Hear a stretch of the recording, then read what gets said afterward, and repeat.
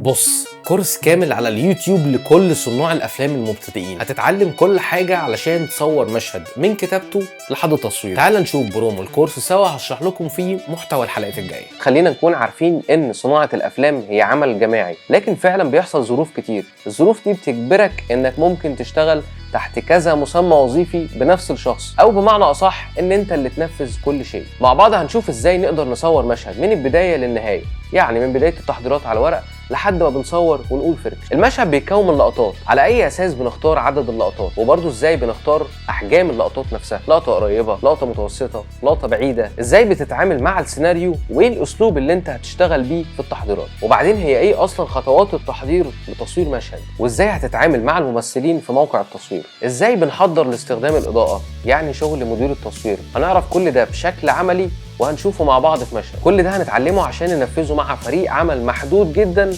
او تقريبا لوحدك، وهنشوف في النهايه المشهد اللي نفذناه وهنتفرج عليه مع بعض. حاجه واحده لو عملتها كمخرج وانت بتقرا السيناريو هتعرف كل اللقطات اللي انت محتاجها للمشهد. تفتكروا ايه هي تخطيط السيناريو؟ بس يعني ايه اصلا تخطيط السيناريو؟ تعالوا نشوف بنعمل تخطيط السيناريو ازاي. السلام عليكم ورحمه الله وبركاته، اهلا بيكم، معاكم احمد عاطف.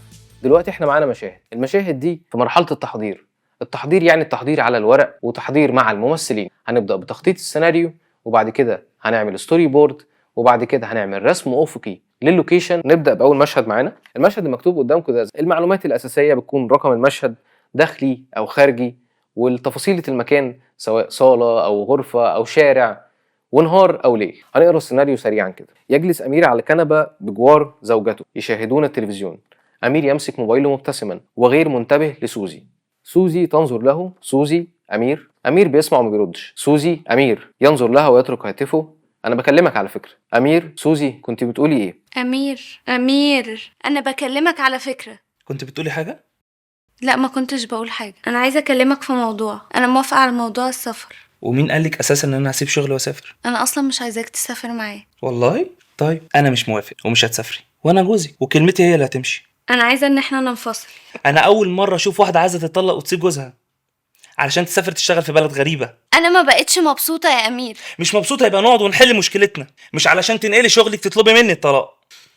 افهم الموضوع مش عشان الشغل. انا ما بقتش مرتاحه معاه. كنت زمان ببقى مرتاحه، دلوقتي لا. انا هلم حاجتي واروح عند امي، وده قرار نهائي يا امير. اتمنى ان احنا ننفصل باحترام. الموضوع يبان ان الكلام سطحي، بس في سب تكست. انت لما بتيجي تطلب حاجه، او اي شخص بيجي يطلب حاجه من حد، ما بيطلبهاش بشكل دايركت. يعني هنا بدايه الموضوع بتقول له انا عايز اسافر. سب تكست بتاع الكلام ان هي عايزه تطلق، وما قالتش ده غير لما هو ضغط عليها بشكل ما.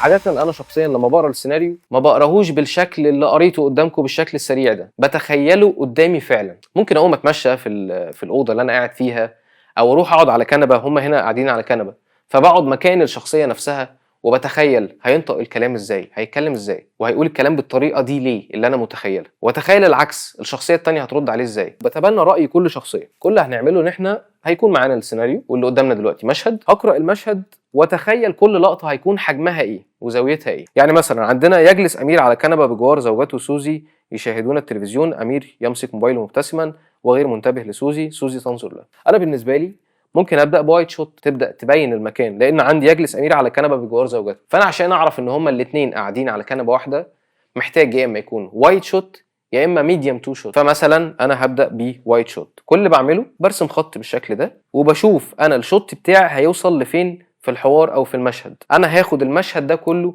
وايت شوت، فهكمل بالشكل ده. لو انا هنهي هنا بعمل خط، لو انا هكمل بقيه المشهد بعمل سهم، والسهم ده معناه يتبع، ان هو هكمل في الورقه اللي بعدها او في باقي المشهد ان هو يكون نفس الشوت اللي هو وايد شوت. فانا كده عرفت ان انا هاخد اول لقطه ليا وايد شوت، والوايد شوت دي هاخدها كامله او كفرج. ولو في حركه كاميرا، لو مثلا انا متخيل ان هي هتكون دولي ان، بكتب دولي ان يعني الكاميرا هتقرب من الشخصيات بشكل ما. لو احنا هنروح من زاويه لزاويه، يعني مثلا احنا وايد وهنروح لميديوم 2، فبكتب وايد شوت دولي ان ميديوم 2 شوت. لو انا مهم بالنسبه لي ابين التلفزيون، ممكن اخد لقطه على التلفزيون. امير يمسك موبايله مبتسما. هل انا مهم بالنسبه لي كمخرج اخد لقطه للموبايل؟ لو مهم هاخد كلوز اب للموبايل. لو مثلا نتخيل ان هو بيكلم واحده ثانيه مثلا وهو ده سبب الخناقه، ده لو هو ده الغرض من المشهد. طبعا المشهد بيكون في اطار السيناريو بالكامل. برضو بعمل نفس الموضوع، بعمل خط كده من هنا لهنا، كلوز اب شوت، مبتسما وغير منتبه لسوزي. ممكن هنا اخد ميديم لامير عشان ابين ان هو مش منتبه ومندمج قوي مع الموبايل، ميديم شوت. او ممكن اخد او تي اس اوفر ذا شولدر، يعني هيكون باين عندي كتف سوزي وامير، او تي اس. طبعا انت بتختار لقطه من اللقطتين، بس انا بكتب اللقطتين. هنبدا بسوزي. سوزي هتنادي امير مش هيسمعها. سوزي امير. زي ما اتكلمنا في اسلوب الكفرج ان احنا هناخد اللقطات بدايه من المشهد لحد اخره. يعني بدايه المشهد عندنا يجلس امير على كنبه الى اخر المشهد، هاخد اللقطه دي وايد، وبعد كده هاخد لقطه ميديم لامير وميديم لسوزي، المشهد بالكامل. يبقى انا اللي انا عملته هنا حاجه اسمها كفرج، يعني تغطيه.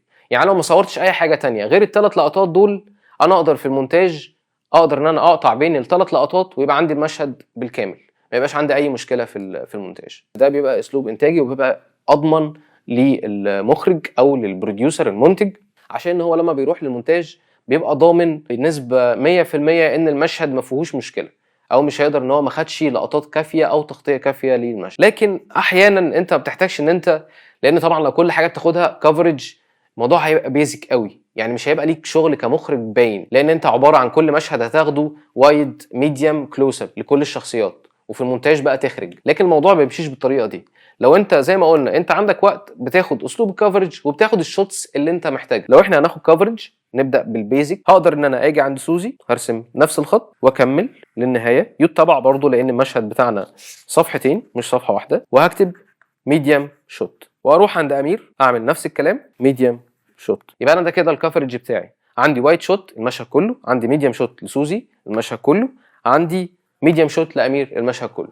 اقدر ان انا اخد كلوز اب، اقدر، بس زي ما قلنا ان استخدام الكلوز اب مش لازم يكون كتير قوي، لان لقطه الكلوز اب دايما بتكون لقطه مهمه، ببقى انا محتاج المشاهد يركز على حاجه معينه. لا هي كلوز اب على سوزي وهي بتبتسم، يبقى انا بخلي المشاهد يركز قوي مع الابتسامه دي، فلازم يكون ليها معنى. لو ما لهاش معنى وهستخدم الكلوز اب ده كتير قوي هيفقد معناه. يعني وقت ما هتيجي تعمل الكلوز اب علشان حاجه انت قاصدها بقى وعايز تركز عليها، المشاهد مش هيحس بيها، لان هو اوريدي شايف كل حاجه بتاخدها لقطه قريبه لقطه قريبه. فانا هنا مش محتاج ان انا اربكه، يعني مش محتاج اقطع لسوزي وبعدين اروح لامير واقطع تاني، وكل ده في رياكشنات سريعه جدا، فالموضوع هيبقى موتر. فاقدر ان انا اخد ميديم 2 للشخصيتين. يعني احنا كان عندنا هنا قلنا ان احنا هنستخدم دولي ان في الوايت شوت، هنستخدم ميديم 2 لامير وسوزي الاثنين. هنبدا من هنا ميديم 2 شوت، ناخد ميديم 2 لامير وسوزي قاعدين على الكنبه والكاميرا بتتحرك دولي ان. فكده انا هبدا المشهد بوايت شوت، الكاميرا دولي ان بتتحرك بتقرب منهم، وبعد كده هكت للموبايل زي ما قلنا. بعد كده هنكت ميديم من الكفرج، شفنا الرياكشن بتاعها، وبعديها هنقطع ميديم 2 للاثنين قاعدين وهي لسه بتبص له، وبعد كده بتكمل باقي الحوار. امير انا بكلمك على فكره، نقدر نقول مثلا انا بفكر اوافق على موضوع السفر. ممكن هنا نقطع الدولي ان، فانا معنى ان الكاميرا بتقرب من المشاهد، فانا بقول للمشاهد لو سمحت، كاني مقعده على كرسي بعجل كده وبزقه اتجاه المشاهد وبقول له ركز في حاجه مهمه هتتقال. يعني نفس احساس الكلوز اب، بس الكلوز اب بتبقى تفصيليه، بدفع المشاهد تجاه الشخصيه عشان اديله ايهام ان في حاجه هتحصل، في حاجه هتتقال. فاحنا هنا ده اللي احنا هنعمله لحد جمله انا بفكر اوافق على موضوع السفر. فاحنا هنا عندنا ده الصدمه او الموضوع اللي حصل. فانا لحد الجمله دي اقدر ان انا كات اروح لامير ارجع له تاني، طبعا اخدها من الكفرج. طبعا مفيش داعي ان انا اقطع كلوز اب هنا. امير ينظر لها باستغراب، كل ده في الميديم. والله طيب انا مش هوافق. سوزي، امير يضحك بسخريه ضحك هستيري، انا عايز ننفصل. هي بتقول انا عايزه ننفصل، هو بيضحك. والله انا اول مره اشوف واحده عايزه تتطلق وتسيب جوزها عشان تشتغل في بلد غريب. ممكن مع الجمله دي، لان هنا المشهد برضو مدينا احساس ان هي بتتكلم في حاجه وهو مش فاهمها. يعني هي دايما بترمي ان في مشكله وهو عامل نفسه مش واخد باله، يعني انا مش فاهم انت بتتكلمي عن ايه. وواضحه قوي في الجمله والله انا اول مره اشوف واحده عايزه تطلق وتسيب جوزها علشان تشتغل في بلد غريب. ومن الواضح من المشهد ان هي بترمي ان في مشاكل تانية. يعني هي مشكله مش مشكله السفر، بس دي المشكله اللي هي بتقولها علشان تدي السب تكست اللي اتكلمنا عنه. فاحنا هنيجي هنا في الجمله دي انا عايز ابين ان هو عامل نفسه مش واخد باله، فممكن ان انا هنا اخد دي كلوز. ومن هنا لان الحوار هيبدا جدي وصريح، ممكن اخد كل اللقطات اللي جايه كلوز. سوزي انا مش مبسوطه يا امير. اللقطه دي يعني الجمله دي مهمه قوي. هي هنا بقى بتعترف، بتقول ان انا مشكلتي مش في السفر، انا مشكلتي ان انا مش مبسوطه. فانا دي كلوز اب شوت. امير مش مبسوطه، يبقى نتكلم ونحل المشكله. ممكن في جمله سوزي انا مش مبسوطه يا امير نقدر احنا نستخدم الهاي انجل واللو انجل، زي ما قلنا ان هي بتدي ايهام يا اما بالقوه يا اما بالضعف. فانا ممكن في اللقطه دي اخلي اللقطه لو انجل، ان هي خدت قرار، ان هي بقت شخصيه قويه، او ان هي عايزه تحس ان هي قويه فقالت الجمله دي انا مش مبسوط يعني خلاص. فهنا هيبقى لو انجل. فدي برضو هناخد الجمله دي كلوز اب. سوزي افهم مش هسيب الشغل. هنرجع هنا نورمال اي ليفل، يعني مش هنكمل في اللو انجل عشان نبقى بروزنا قوي جمله انا مش مبسوطه يا امير لحظه الاعتراف، لان هي واضح من الكلام ان هي بتحاول تتجنب الجمله العنيفه اللي قالتها. افهم مش الشغل السبب، لكن انا مش مرتاحه معاك. فهنا بترجع الى المستوى الطبيعي في الحوار. فنقدر اننا نرجع كلوز اب شوت اي ليفل. معنى ان احنا ما بنكتبش عموما يبقى ده معناه ان هو نورمال اي ليفل. كنت زمان برتاح معاك، كنت، بس دلوقتي ما بقتش. امير ينظر لها في عينيها يتبادلان النظرات. سوزي انا هاخد حاجتي واروح عند ماما. كل ده هناخده كلوز اب برضه. سوزي تقوم وتمشي، امير ينظر لها. ممكن في النهايه احنا بدانا بالوايت شوت، فاحنا عايزين نبين في النهايه ان هو وحيد. تعالوا نفتكر كده بدايه المشهد كان ان احنا وايت شوت وبنقرب منه عشان في حاجه هتحصل دول لي ان. فممكن في نهايه المشهد نعمل العكس، لان هي هتقوم في نهايه المشهد وهو هيقعد لوحده. فطبعا الدولي اوت او ان احنا هنرجع بالكاميرا، يعني احنا هنا الكاميرا تبقى وايت شوت دولي اوت او تراك اوت. فاحنا هنا هي هتقوم تمشي من الكادر وهنرجع دولي اوت او تراك اوت. هي هتخرج هو قاعد في الكادر وحيد. احنا طبعا كل ما بنرجع بالكاميرا بنبين مساحه اكبر من اللوكيشن وحجم الكاركتر بيصغر، فانت هتلاقي ان الشخصيه بتصغر وحواليها فاضي. فبينت ان هو بقى شخص وحيد. لما هي مشيت بقى هو شخص وحيد. ويمكن ده هو يكون غرض المشهد، ان احنا عايزين نبين ان هي يمكن كانت مستحمله فتره كبيره وقررت ان هي هتمشي وتسيبه لوحده. فيمكن اخر لقطه هي اللي بروز المشهد بالظبط. ده كده التحضير على الورق، على السكريبت. تقدر طبعا ان انت تكتب تفاصيل اكتر. يعني احنا هنا كتبنا كلوز اب شوت بس ما كتبناش احنا عايزين ناخده بعدسه ايه. هل في عدسه معينه هتدي تاثير معين؟ يعني ممكن مثلا اخدها بتيلي فوتو ب 200 او اخدها وايد بعدسه الترا وايد 14 مللي. كل حاجه وليها تاثير. لو انا هصور فريم ريت مختلف، نتخيل عند جمله ما هنعمل سلو موشن وكأن الزمن وقف عند الجمله دي للشخصيه المعينه. نفترض عند الجمله اللي احنا قلنا ان هي محوريه انا مش مبسوطه يا امير، لان هي بتقول الكلام الحقيقي فعلا. فلو رحنا قطعنا على امير وخدنا امير سلو موشن وفي موسيقى معينة أو صوت معين، ده معناه إن الزمن اتوقف عنده للحظة وهو بيفكر في حاجة معينة. أكتب مثلا 60 FPS 60 فريم بير سكند أو 120 أو حسب التفصيلة اللي أنا عايزها بالظبط. فأقدر إن أنا أكتب كل التفاصيل دي في مرحلة تخطيط السيناريو زي ما إحنا عملنا كده بالظبط. بعد تخطيط السيناريو بيبقى تقريبا أنا عرفت اللقطات اللي أنا هاخدها إيه وعددها. يعني لو مشينا على اللي إحنا عاملينه بالظبط، عندنا وايد شوت OTS، عندنا كلوز اب، عندنا ميديوم، عندنا ميديوم 2 1 2 3 4 5، عندنا كلوز اب تاني 6 7، عندنا 7 لقطات. واخيرا الوايت شوت الدولي اوت 8 لقطات للمشهد. ال8 لقطات دول بعد كده هنرسمهم ستوري بورد. مرحله الستوري بورد مرحله اختياريه، لو عملتها يعني الموضوع هيبقى لطيف، ما عملتهاش برضه هتقدر ان انت تصور. لكن نقدر نقول ان تخطيط السيناريو هي الحاجه الاساسيه او اللي هي الف ب في تحضيرك كمخرج. بس لو عايز تتخيل اكتر اللقطات بتاعتك يبقى هنا دور الستوري بورد.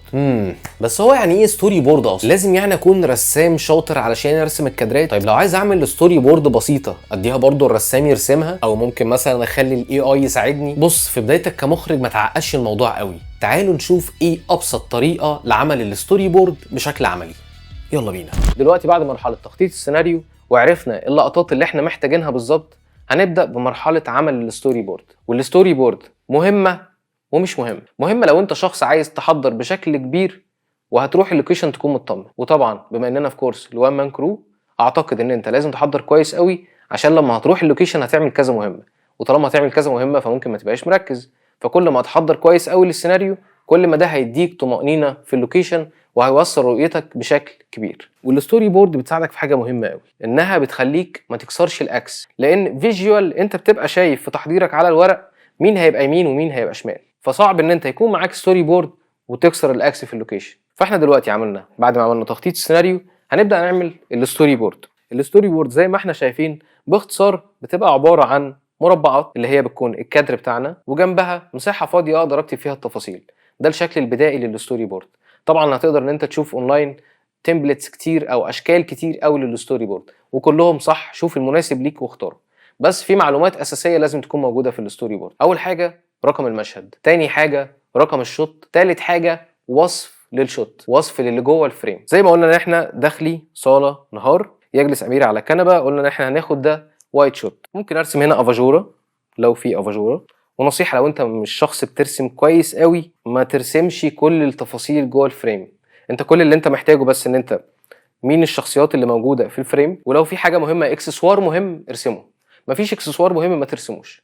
ده لو انت ما بترسمش كويس. طبعا لو انت بتحب الرسم فانت ارسم سكتش لطيف حلو قوي يعني. فانا عندي هنا ده وايت شوت، بكتب طبعا رقم اللقطه، وعندنا رقم المشهد عندنا 15 يبقى ده س 15. بكتب رقم اللقطه، انا دي اول لقطه عندي اللي هي وايت شوت، بكتب لقطه رقم 1. حجم اللقطه وايت شوت. اللقطه دي فيها حركه، فيها دولي ان او تراك ان، دولي ان. احنا زي ما قلنا ان احنا حركه الكاميرا هنا دولي ان، فكل اللي انا هعمله سهم يفهمني او يفكرني حركه الكاميرا دولي ان بالشكل ده. طيب لو دولي اوت هتبقى العكس، وزي ما هنشوف في اخر فريم ان السهم هيكون مقلوب. دي سوزي، فاعمل سهم كده بسيط واكتب دي سوزي. وعندي الشخصيه الثانيه امير، اكتب ده امير. فبكل اختصار بقيت عارف ان الفريم فيه سوزي قاعده على اليمين، في امير قاعد على الشمال، في افاجوره احنا حطيناها هنا عشان تكون مهمه، وان حركه الكاميرا دولي ان. هل انا هنا اي ليفل ولا لو انجل ولا هاي انجل؟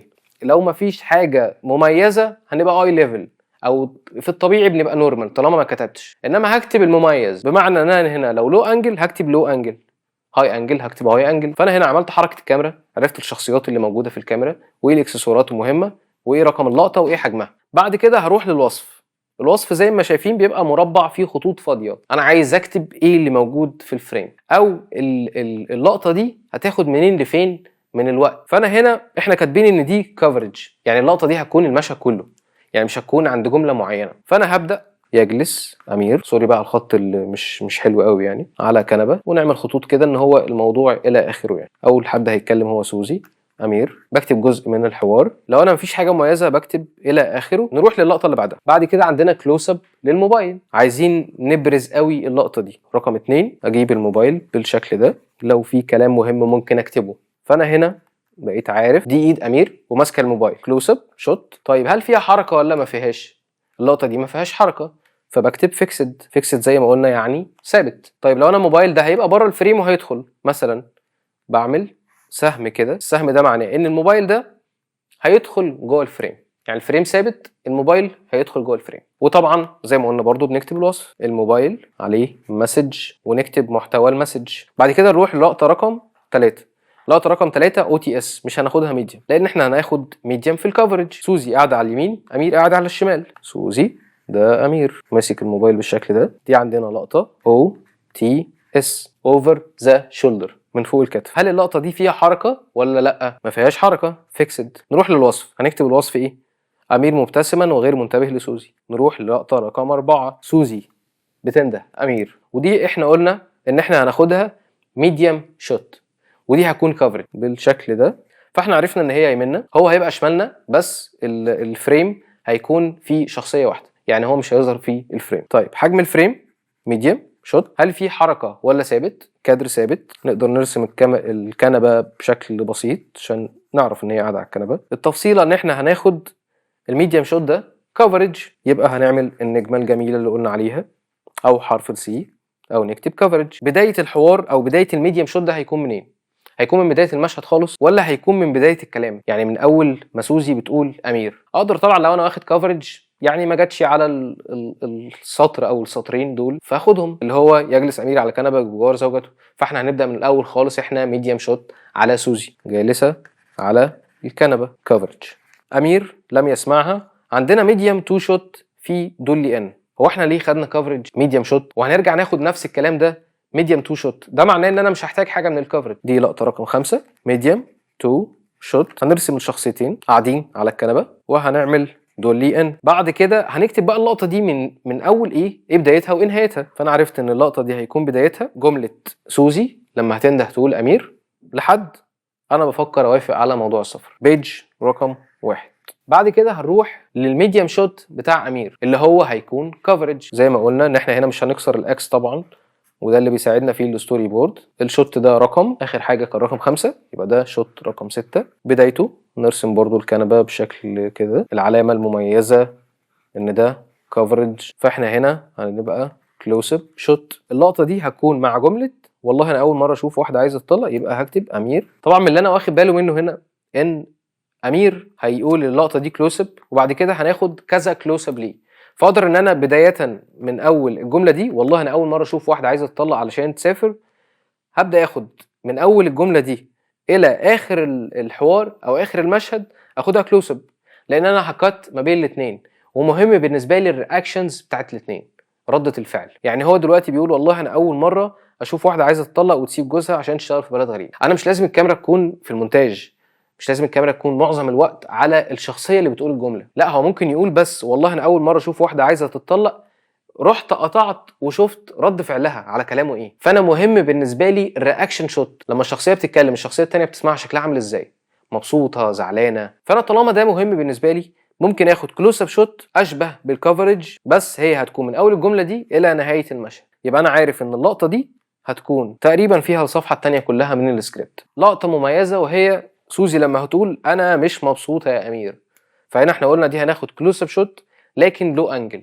طيب هنا احنا ما ينفعش نعمل نفس اللي احنا عملناه في اللقطه رقم 7، نروح للقطه رقم 8 لان هنا لو انجل، فانا مش هاخد الحوار كله لو انجل، انا محتاج الجمله دي بس، انا مش مبسوطه يا امير. وهنرسمها كلوز اب. طبعا انا راسمها هنا مبسوطه، هي المفروض تكون متضايقه، فتعالوا نمسحها ونعملها متضايقه. اوكي كده متضايقه شكلها لطيف. لو انجل، وده مهم لانها لقطه مميزه بتبروز الجمله. طبعا احنا كنا كاتبين 60 فريم بي اس يعني كتخيل كده ان احنا ممكن نعمل ده، بس هو مش هيبقى هنا مناسب ان احنا نعمل حاجه سلو موشن. فانا لما هاجي هنا هكتب رقم 8 اي ليفل من بدايه سوزي افهم الى نهايه الحوار. يبقى انا عرفت لقطه رقم 8، يعني نعكس ان دي هتكون لقطه رقم 9 هتكون زي لقطه رقم 8 لكن هي اي ليفل مش لو انجل. طيب نروح لاخر لقطه. فاحنا هنا نروح للقطه رقم 10 اللي قلنا انها هتكون دولي اوت وبنشوف امير لوحده في الصاله. هنرسم امير بقى لوحده زي ما رسمنا كده في الاول. حاجه مهمه قوي ان هي هتتحرك خلال الشوت. حركه رقم 1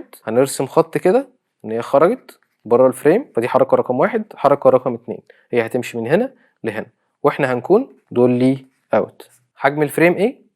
وايد شوت. طبعا هكتب هنا سوزي تغادر اللقطه. طبعا هنا مفيش حوار فانا مش هكتب حاجه خاصه بالحوار. طبعا دي صفحه رقم 2. طبعا لو مشهد اكبر من كده بنكتب عدد صفحات اكبر. دي كده الستوري بورد بتاعه المشهد، مشهد 15. وزي ما قلنا الستوري بورد بالشكل ده بتساعدك فيجوال قوي ان انت لما تكون في اللوكيشن تقدر ان انت تبص بشكل بسيط عليها، بتعرف ايه احجام اللقطات اللي معاك. الشوت ليست بقى دي حاجه هتجنني. يعني ايه شوت ليست؟ الاوردر، يقعدوا يقولوا الاوردر راح، الاوردر جه، هبعت الاوردر لسه ما بعتش. يعني ايه شوت ليست؟ يعني هبدا يوم التصوير بايه وهنتهي بايه وايه اصلا اولوياتي في ترتيب اللقطات وتصويرها. بس اكيد مش هنصور الستوري بورد في يوم التصوير بالترتيب بتاع السكريبت، او مثلا بنصور اللي يجي بدري الاول او اللي يلحق. في حاجه اسمها اولويات ليوم التصوير اللي هي الشوت ليست. طيب بتتعمل ازاي بقى الشوت ليست دي؟ تعالوا نعرف ازاي بتتعمل الشوت ليست بشكل عملي. يلا بينا. اهلا بيكم. تعالوا نكمل بعد اخر حاجه عملناها بعد الستوري بورد وبعد التخطيط السيناريو، حاجه اسمها الشوت ليست او ترتيب اللقطات. لان احنا ما بنصورش بالترتيب، احنا عندنا اول لقطه الوايت شوت وبعدين كلوز اب شوت وبعد كده OTS. انا لما باجي اصور ما بصورش بنفس الترتيب ده، بصور بالترتيب اللي بيوفر لي وقت وبيوفر لي مجهود وبيساعد في اداء الممثلين ان هو يكون افضل. الثلاث حاجات دول مهمين جدا. انا دلوقتي عندي 10 لقطات، عندنا اوسع لقطه فيهم الوايت شوت، الدولي ان والدولي اوت اللي هي لقطه رقم 10 ورقم 1، اول لقطه واخر لقطه. اللقطتين دول فيهم حركه مشابهين قوي، اللقطه دي فيها دولي ان، اللقطه دي فيها دولي اوت، دي في بدايه المشهد ودي في نهايه المشهد. فانا باختصار لما اجي اخد توقيت اللقطات او هاجي اصور اللقطات هصور اللقطات دي في نفس الوقت. يعني الكاميرا مش هتتحرك ولا الاضاءه هتتحرك ولا اي حاجه هتتحرك غير اداء الممثلين اللي هيختلف في اللقطتين. يعني لو انا هبدا بلقطه رقم 1 هصور بعديها لقطه رقم 10 والعكس. بعد كده عندنا الكلوز ابس وعندنا الميديم وعندنا الاو تي اس. لما باجي اختار ترتيبي او اسلوبي انا شخصيا اللي بحب اعمله، اول حاجه ببدا بالوايد. ليه ببدا بالوايد شوت؟ اول حاجه لان الوايد شوت اكتر لقطه بتاخد سيت اب، لان طبعا انا بكون مبين مساحه كبيره من الديكور، وطبعا طالما انا مبين مساحه كبيره من الديكور لازم الديكور يكون شكله لطيف ومنظم بما يخدم القصه. غير كده لازم الديكور ده يكون متنور بشكل درامي يخدم القصه. تالت حاجه لما ببدا بالوايد ما ببقاش مركز قوي مع اداء الممثلين، او اداء الممثل ما بيبقاش متبروز او واضح قوي للمشاهد، لان هي لقطه واسعه زي ما احنا عارفين، حجم الممثل بيكون صغير بالنسبه للديكور، فمبقاش مركز مع التفاصيل او ملامح وشه او طريقه كلامه بشكل كبير. فانا اللقطه دي بتساعد الممثل لما ابدا باللقطه الوايد، بتساعده ان هو يدخل جوه الحدوته، لان بعد ما اعمل بروفات قبل التصوير واجي اخد اول لقطه لو هي اهم لقطه، الممثل غالبا ما بيبقاش مركز قوي. فانا لو بادئ باللقطه الوايد هساعده ان هو يركز، لان هكون خدت تيك وتيك تاني وتيك تالت، فهيكون عاد الكلام اكتر من مره، فهيكون قادر ان هو حافظ كويس وهيأدي بشكل افضل.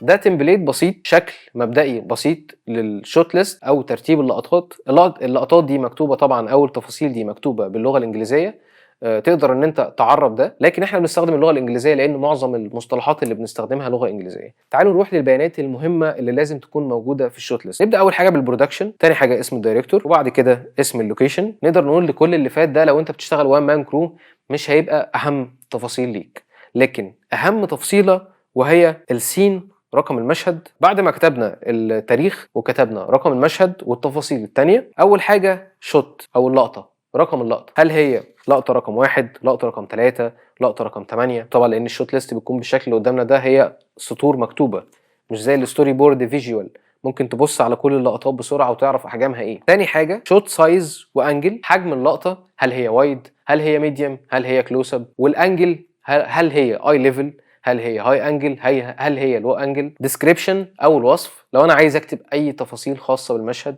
او ممكن اكتب جزء من الحوار زي ما كنا بنعمل هنا في الستوري بورد، بنكتب جزء من الحوار او الشخصيه قاعده ازاي، او مين الشخصيات اللي موجوده في الفريم. اخر حاجه نوت او ملحوظه، ممكن اكتب مجموعه ملحوظات، يعني مثلا ان انا هستخدم في الشوت ده تول معينه، هنستخدم حركه الدولي ان كتير، فاحنا عندنا 3 لقطات هنستخدم فيها معده واحده وهي السلايدر، فانا اقدر اكتب عند لقطه رقم 1 و10 ولقطه رقم 5 ان دول هيكون فيهم سلايدر. ولو في سبيشال تول او حاجه مهمه ان هي تكون موجوده يوم التصوير بقدر ان انا اكتبها. ايه ترتيب اللقطات الامثل؟ احنا زي ما قلنا عندنا اول حاجه اللقطه الوايد، نختار هنبدا بشوت رقم 1 ولا رقم 10. شوت رقم 1 قلنا ان هو كفرج، فتعالوا نبدا بيه. يبقى شوت رقم 1 اي ليفل ديسكريبشن كفرج، يعني اللقطه دي لقطه هتغطي المشهد كله.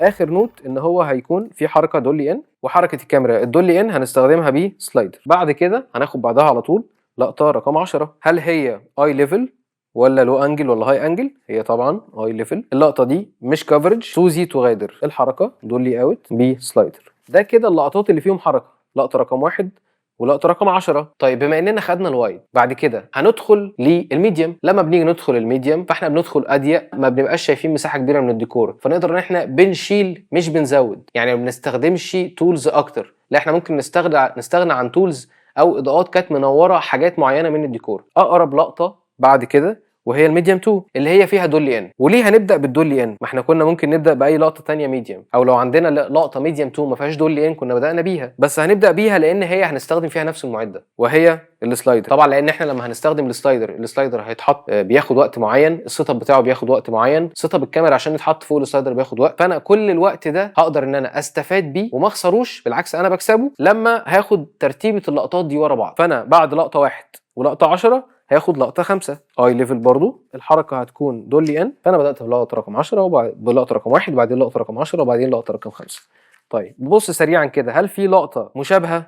لا ما عنديش. انا اللقطات الاقرب عندي بعد كده عندي لقطه ل او تي اس لامير، وعندنا ميديم برضو الامير لقطه رقم 6، وعندنا ميديم لسوزي لقطه رقم 4 ودي كفرج. طيب انا هنا هختار ابدا بمين؟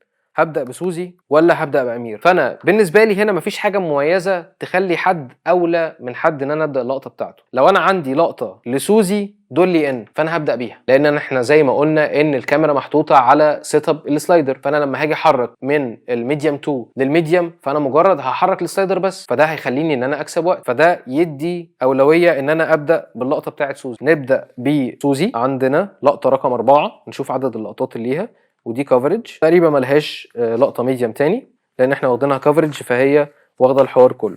فهنبدا بلقطه رقم 4 دي اي ليفل برضو، ده هنكتب هنا في الديسكريبشن كفرج او في النوت نقدر نكتب كفرج. بعد كده يبقى لقطه رقم 4 تمام. من هنا بقى هاخد اللقطه الكلوز اب لان انا نفس السيت اب، انا نورت عملت ظبطت الاضاءه بتاعتي على سوزي والمايكات والكاميرا وكل حاجه، واخد اللقطه الميديم، فانا بعد كده بديهي ان انا هقرب بالكاميرا شويه واخد اللقطه الكلوز اب، وده اللي احنا هنعمله. لقطه رقم 8 اللقطه دي لو انجل مش اي ليفل، سوزي انا مش مبسوطه. ولقطه رقم 9 هي نفس لقطه رقم 8 زي ما قلنا واحنا بنرسم الستوري بورد لكن اي ليفل، فبديهي نبدا بيها لان احنا مش هنغير اي حاجه. طيب هل هنا ليا اي لقطات تاني لسوزي؟ يعني في كلوز اب او اكستريم كلوز اب مثلا على حاجه هي ماسكاها او اي اكسسوار؟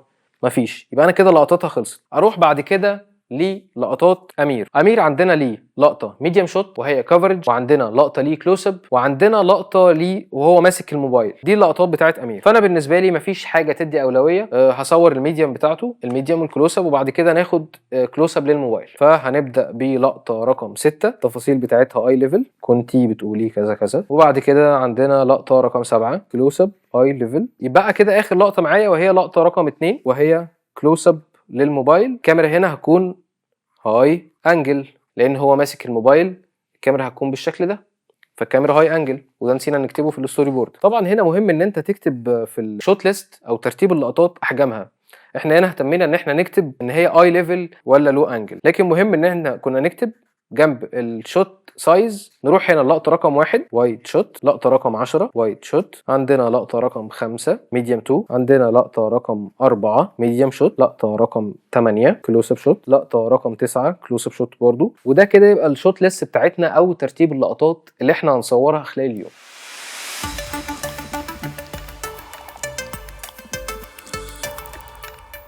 ايه الاولويات المهمه اللي بتخليك تختار تاخد لقطه قبل الثانيه؟ اول حاجه حجم اللقطه. حجم اللقطه الواسعه بياخد وقت اكبر في السيت اب، فيستحسن ان انت تاخد اللقطه الواسعه اول حاجه وبعد كده تدخل في اللقطه الاضيق ثم الاضيق. تاني حاجه حركه الكاميرا.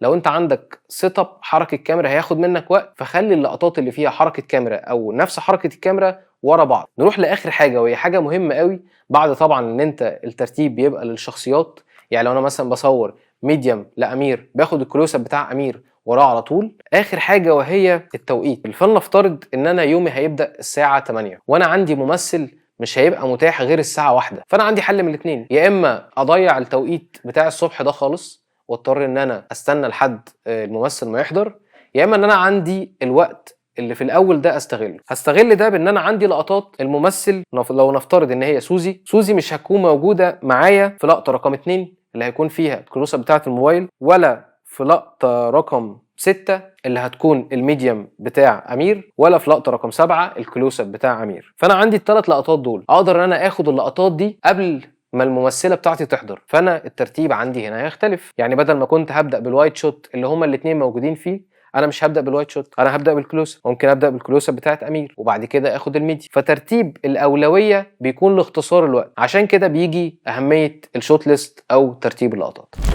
في حد بيتجوز وبيحتفل وبيفرقع صواريخ، مش عارف ليه الناس لما بتيجي تحتفل بتفرقع صواريخ. في طرق كتيره توضح بيها كمخرج انت عايز تصور المشهد ازاي. من الطرق دي وهي طريقه قديمه شويه وهي الرسم الافقي او الفلور بلان. وبصراحه الفلور بلان او الرسم الافقي هو مميز قوي لو انت عندك حركه ممثلين مع حركه كاميرا وممثلين بيتحركوا هما الاثنين في نفس الوقت وانت عايز تشرحها للكرو ازاي الاثنين بيتحركوا مع بعض. فالفلور بلان او الرسم الافقي للمشهد في الحاله دي بيكون افضل من الستوري بورد وافضل من تخطيط السيناريو. طيب بيتعمل ازاي؟ تعالوا نشوف ده بشكل عملي، يلا بينا. اهلا بيكم ورجعنا تاني في تكمله تحضيرات السيناريو او المشهد بتاعنا. دلوقتي احنا عملنا الستوري بورد وعملنا تخطيط السيناريو اللي منه عملنا الستوري بورد وعملنا ترتيب اللقطات او الشوت ليست. هنروح دلوقتي لحاجه اسمها الفلور بلان، وطبعا هنستعين بكل الحاجات اللي احنا حضرناها دي، الستوري بورد او السيناريو الاصلي او الشوت ليست. هنبدا تاني ان احنا نقرا المشهد ونشوف توزيع الشخصيات ايه واماكن الكاميرا هتكون فين وكل حاجه هتتحرك مع بعضها ازاي. الشخصيات بتاعتنا نرسمهم بالشكل البسيط ده، وطبعا الاتجاه ده بمعنى اتجاه نظر الشخصيه هيكون فين، وقاعدين على كنبه. طبعا زي ما احنا ما قرينا في السيناريو ان هو هيكون قدامهم تلفزيون وهيكون هنا افاجوره. طيب عندنا اول لقطه وهي الوايد شوت. لما هنبدا ناخد الوايد شوت ممكن اخد الوايد شوت من كذا اتجاه، ممكن اخده من هنا او من هنا او يكون من هنا كانه من ورا التلفزيون. فانا شايف ان احنا ممكن ناخد الوايد شوت تكون من الجنب ده، لان احنا كمان هيكون عندنا شباك الناحيه دي. اول لقطه معانا وهي الوايد شوت فيها حركه كاميرا، يعني زي ما قلنا ان الكاميرا هتكون هنا، حركه الكاميرا هي دولي ان، فهنستخدم هنا الشريو او السلايدر، فنقدر نرسم بالشكل ده او نكتب سلايدر دولي ان. هل هستخدم عدسه ايه في الشوت ده؟ هل الاستوديو ضيق فاحتاج عدسه واسعه، ولا الاستوديو واسع واقدر ان انا اصور بعدسات رينج نورمال؟ لو الاستوديو ضيق ومحتاج عدسه واسعه ممكن اصور بلينس 14. طيب لو الاستوديو واسع شويه اقدر ان انا استخدم عدسه 35. لو الاستوديو واسع جدا وعايز اضغط البرسبكتيف، يعني احس ان الشخصيات قريبه قوي من الباك جراوند، اقدر ان انا استخدم 85. فاحنا نفترض ان احنا دلوقتي هنقلل اختياراتنا شويه وهنختار عدسه 35. الفريم ريت اللي انا هصور عليه ايه؟ نورمال 24 فريم للثانيه ولا سلو موشن 60 فريم للثانيه؟ فاحنا هنا هنصور 24 فريم. طيب لو انا هستخدم هنا فلاتر انا محتاج اعمل لوك معين للصوره، ولو انا هستخدم الفلاتر دي على كل العدسات عشان احقق نفس اللوك، برومست فلتر او ان دي، فانا عرفت ان انا في السيت اب ده محتاج الفلاتر دي. هيكون عندي في شوت 1 وشوت 10 نفس الحركه نفس مكان الكاميرا، فاقدر ان انا هنا اكتب شوت 1 شوت 10. فانا دلوقتي عرفت ان مكان الكاميرا هنا وايد شوت في لقطه رقم 1 ولقطه رقم 10 هستخدم كل التفاصيل دي. بعد كده الزاويه اللي انا هستخدمها ايه؟ عندي كلوز اب للموبايل، نقدر نرسم الموبايل بالشكل ده. الكلوز اب هتكون من الاتجاه ده، ونقدر نكتب ان هنا دي كام بي. ايه لقطه عندي تاني؟ عندي او تي اس كام سي او تي اس. احنا هنا مش هنكتب بالترتيب، احنا هنكتب بس بشكل توضيحي او عشان نشرح عليه، لكن يفضل ان انت تكتب بالترقيم بتاع الشوت ليست. نرجع تاني نعمل رسم سريع لباقي اللقطات. فاحنا عندنا اللقطه دي هتكون او تي اس، وبعدين هندخل شويه هناخد ميديم شوت لامير، طبعا دي نعمل لها شكل يميز ان هي هتكون سوزي، او نقدر نكتب ان ده امير ودي سوزي. عندنا بعد كده العكس، عندنا لقطات ميديم شوت لسوزي. عندنا بعد كده الميديم 2 اللي على سلايدر، نقدر نقول الكاميرا هتكون هنا بس مش هتكون جايبه التلفزيون، هنشيل التلفزيون. عندنا كام A B C D E. اللقطه دي هتكون ميديم 2 شوت، ودي برضو هنستخدم فيها سلايدر، يعني انا هيبقى الترتيب الفعلي بتاعي كام A وبعدين كام E، لان الاثنين قلنا ان فيهم نفس المعدل. طيب انا هنا عملت كل الزوايا الممكنه للقطات اللي انا محتاجها في الشوت. مهم قوي ان احنا نعمل لو حركه الممثل هيتحرك من نقطه معينه لنقطه ثانيه، زي مثلا عندنا اخر شوت سوزي هتقول في جمله معينه وهتتحرك تمشي من الفريم علشان ناخد لقطه 10 امير قاعد لوحده. فاحنا هنرسم خط بالشكل ده، هنبقى عارفين ان هنا سوزي ده ايه هتحرك من نقطه ايه لبي، امير هيتحرك عندي هو كمان من نقطه لنقطه معينه. لو نفترض ان هو هيقوم من هنا يقف هنا، فهيبقى عندي برضو هكتب A وهكتب B عند الحركه الثانيه. طيب انا كده كتبت حركه الممثلين، حركه الكاميرا، العدسات اللي هستخدمها، فريم بير سكند، اي حاجه هستخدمها، حتى الفلاتر اللي هستخدمها في الشوتس كتبتها وترتيبها بالنسبه للشوت ليست. انا دلوقتي اللي انا محتاجه توزيعه الاضاءه. انا هنور المشهد ده ازاي؟ ويمكن ده بيكون شغل مدير التصوير، لكن بما انك انت هتشتغل مخرج وهتشتغل مدير التصوير وكل حاجه، فلازم نتكلم عن الموضوع ده. انت كمخرج هتتكلم مع الممثل ازاي؟ هتقول له ايه؟ ولو انت مخرج مبتدئ ومعاك ممثلين مبتدئين، الموضوع هنا بقى بيبقى اصعب شويه. تعالوا نتكلم عن اول حاجه تعملها في اللوكيشن كمخرج في بدايه يوم التصوير، وهي بروفة قبل التصوير. بتعملها ازاي وايه تفاصيلها؟ يلا بينا نشوف ده بشكل عملي. اول ما بتوصل اللوكيشن مع الممثلين، قبل ما بتعمل اي حاجه، قبل ما تحط اي معدات او تركب اي لمبات او تسطب اضاءه، بتعمل بروفة اللوكيشن. احنا اتفقنا ان احنا عاملين ديكوباج، ان في حد هيقعد هنا، الشخصيه الثانيه هتقعد هنا، التلفزيون هيكون موجود هنا، لما يتكلموا هتحصل حركه معينه، الكاميرا هتتحرك حركه معينه. لكن انا ممكن كل ده مع اداء الممثلين حد يقول ارتجاله حلوه قوي فغير، او انا كمخرج اغير وجهه نظري في المشهد او في حركه كاميرا معينه. معانا مشهد بسيط قوي، المشهد اللي احنا حضرناه، انا تعمدت ان هم ما يقروش المشهد ولا يعرفوا عنه اي حاجه. هياخدوا المشهد، اول حاجه هنعملها ان احنا هنديهم فرصه ان هم يقروا المشهد، هتاخدوا وقتكم. الممثل دايما لما بيقرا المشهد بيقراه باداء، هو بيتخيل اداء معين محتاج يقوله. لو انت مش عايزه يعمل كده قول له انا عايزك تحفظ من غير اداء، قول له انا عايزك تحفظ بس السطور الحوار بتاعك. طبعا يفضل ان انت قبل ما تروح لوكيشن التصوير يكون الممثل واصل له المشاهد بتاعته وقراها وعنده وجهة نظر. لكن احنا هنفترض، مش هنقول الأسوأ، ان انت رحت اللوكيشن ممثلين ما قروش السيناريو قبل كده، هيقروا الحوار بدون اداء. انا هقرا الوصف وانتوا هتقروا الحوار. يجلس امير على كنبه بجواره زوجته سوزي. طيب بما اننا في اللوكيشن فعلا فنعمل الديكوباج او الحركه بتاعتنا. تعالي هنقعد هنا. يشاهدون تلفزيون، هيبقى فيه تلفزيون هنا. امير يمسك موبايله مبتسما وغير منتبه لسوزي. سوزي تنظر له. أمير. امير لم يسمعها. سوزي أمير، ينظر لها ويترك هاتفه. أنا بكلمك على فكرة. سوري، كنت بتقولي ايه؟ مش بقول، أنا كنت عايزة أكلمك في موضوع. تصمت سوزي قليلا. امير منتبه. سوزي أنا بفكر أوافق على موضوع السفر. تسافري؟ بس انا مش هسافر ومش هسيب شغلي. وأنا مش عايزاك تسافر. والله؟ طب انا مش موافق ومش هتسافري، وانا جوزك وكلامي هو اللي هيمشي. سوزي أنا عايزة ننفصل. والله انا اول مره اشوف واحده عايزه تتطلق وتسيب جوزها عشان تسافر في بلد تانية. أنا مش مبسوطة يا أمير. مش مبسوطه؟ يبقى نتكلم ونحل المشكله، مش عشان هتنقلي شغلك تقولي لي نتطلق. افهم، مش الشغل السبب، لكن أنا مش مرتاحة معاك. كنت زمان برتاح معاك، بس دلوقتي ما بقتش. أنا هاخد حاجتي وأروح عند ماما فترة، بس أنا قراري نهائي. أتمنى ننهي كل حاجة باحترام. يتبادلان نظرات. سوزي تقوم وتمشي. امير ينظر لها من غير اداء عشان بس نفهم المشهد بدايته ايه ورايح ليه او هينتهي بايه. لو انت معاك ممثل يستحسن ان انت تبين له الموضوع بكل وضوح، الشخصيه بتاعته عايزه ايه في المشهد ده. يعني سوزي هنا انت حسيتي ان سوزي عايزه ايه في المشهد ده؟ هي عايزة تتطلق، عايزة تمشي، يعني خلاص، يعني الموضوع بالنسبة لها مقفول.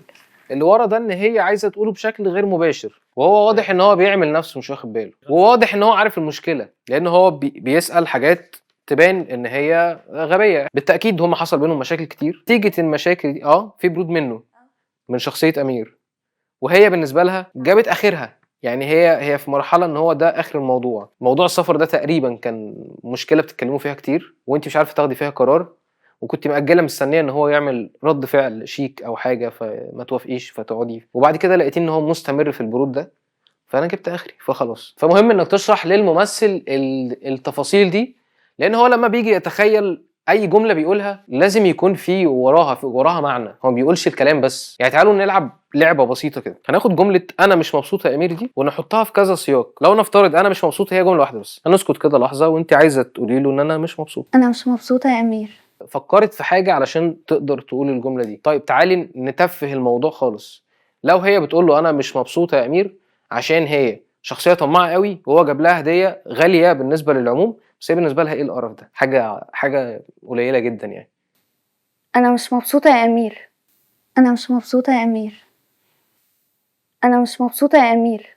فهنا الشكل بقى مختلف. فضروري ان انت توضح اللي ورا الحدوته كلها ايه. مهم ان انت تسال برضو الممثل ان هو في حاجه مش فاهمها في الورق، في حاجه محتاج يستفسر عنها، لان احيانا ساعات كلام بيكون مكتوب في الوصف مش مفهوم قوي. تاني حاجه هنعملها هنشوف بقى الملابس بتاعه الشخصيات. عاده برضو انت المفروض تكون باعت وعملت كذا قعده، او لو معاك مساعد مخرج، بس احنا في كورس الوان مان كرو انت اللي بتعمل كل حاجه. يعني مثلا لما وضحت لكم قلت لكم احنا عندنا مشهد في صاله، واحد ومراته قاعدين، سالتوني على الالوان ايه او الشكل هيكون عامل ازاي. الافضل ان انت على الاقل تكون محدد حاجه معينه. يعني انا مثلا لو اخليه هو لسه جاي من الشغل او المشهد عايز كده، هقول له محتاج ان انت تبقى لابس قميص وبنطلون شيك وجزمه، غير لما هتكون لابس تيشيرت بيت او ترنج وقاعد وبشبشب. نفس الكلام بالنسبه لها. هي لو لابسه لبس خروج فده معناه ان هي جايه من بره، لو لابسه لبس بيت معناه ان هي قاعده. انا محتاج منكم بروفا من غير السكريبت. اكشن. أمير،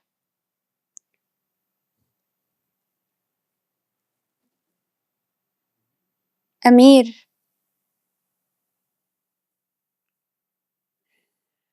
أمير أنا بكلمك على فكرة.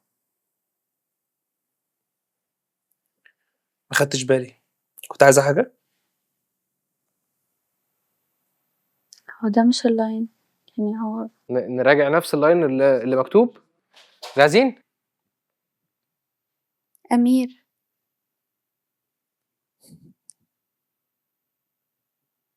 أمير،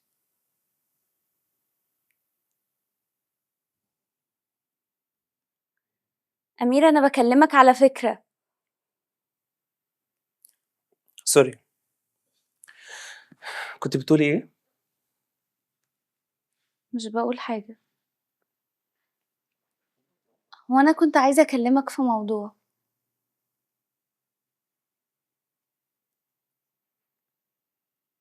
أنا بفكر أوافق على موضوع السفر. هتسافري؟ انا مش هسيب شغلي واسافر. أنا أصلا مش عايزاك تسافر. والله؟ طب مش هتسافري وانا جوزك وهتسمعي كلامي. أنا عايزة إن احنا ننفصل.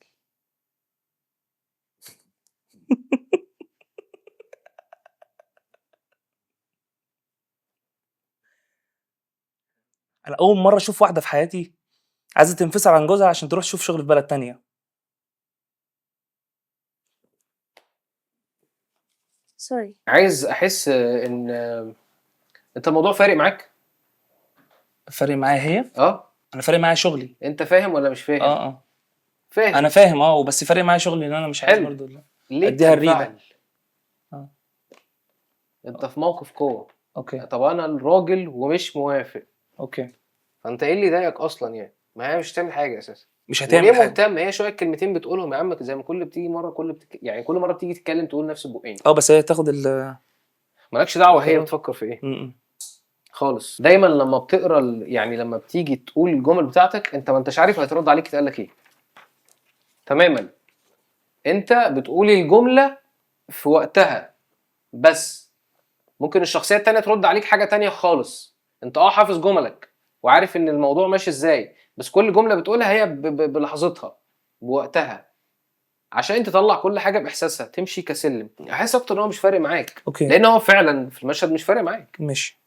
انت ستيل حتى ما هي بتقوم وبتمشي في الاخر انت ما انتش يعني هترجع تاني متضايق وحاسس ان انت وحيد وكده، بس برضه وليه سبت موبايلك؟ عشان تبقى لا لا انا بكلمك على فكره وبتاع. انت كشخصيه يعني لا أوكي. ما تسيبش ما الموبايل. سيبش الموبايل. حط الموبايل على جنب.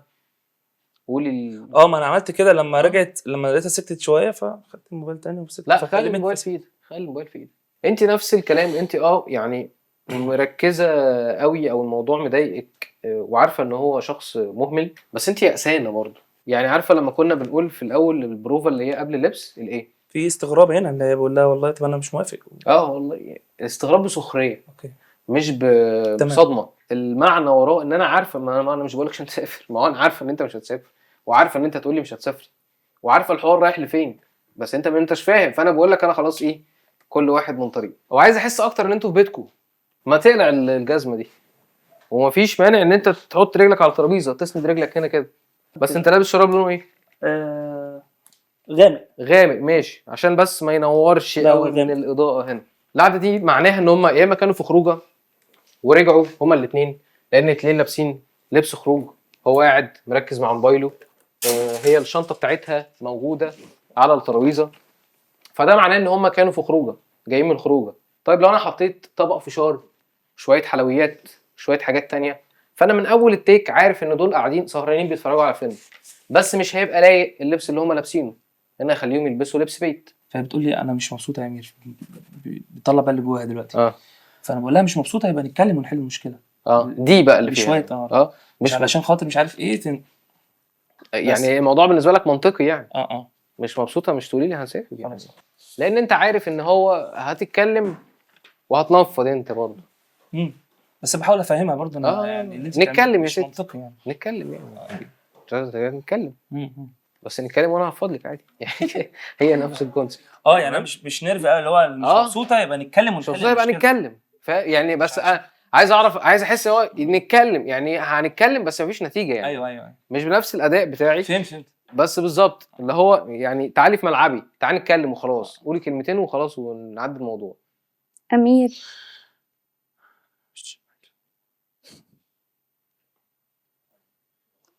أمير،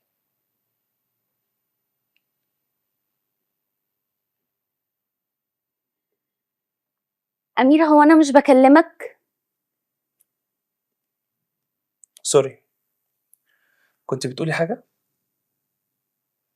لا مش بقول. هو أنا عايزة أتكلم معاك في موضوع.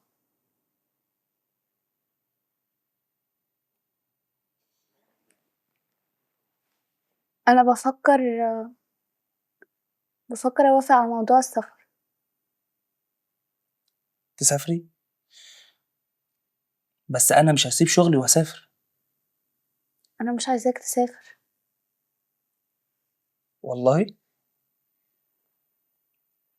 طب انا مش موافق على السفر، وانا جوزك ولازم تسمع الكلام، وكلمتي هي اللي هتمشي.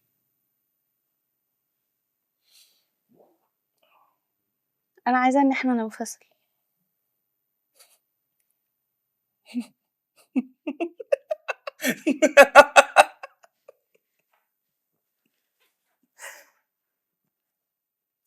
اول مره في حياتي اشوف واحده عايزه تتطلق من جوزها علشان تسافر وتروح تشتغل في بلد تانية. أنا ما بقتش مبسوطة يا أمير. مش مبسوطه يبقى نقعد مع بعض ونتكلم. مش عشان تنقلي شغلك تقولي ان احنا نتطلق.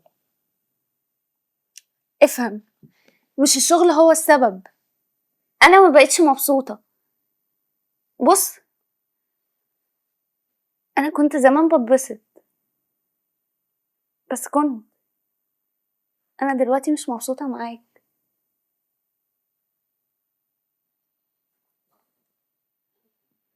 بص، أنا هلم حاجتي وأروح عند ماما فترة، بس يعني ده قراري النهائي.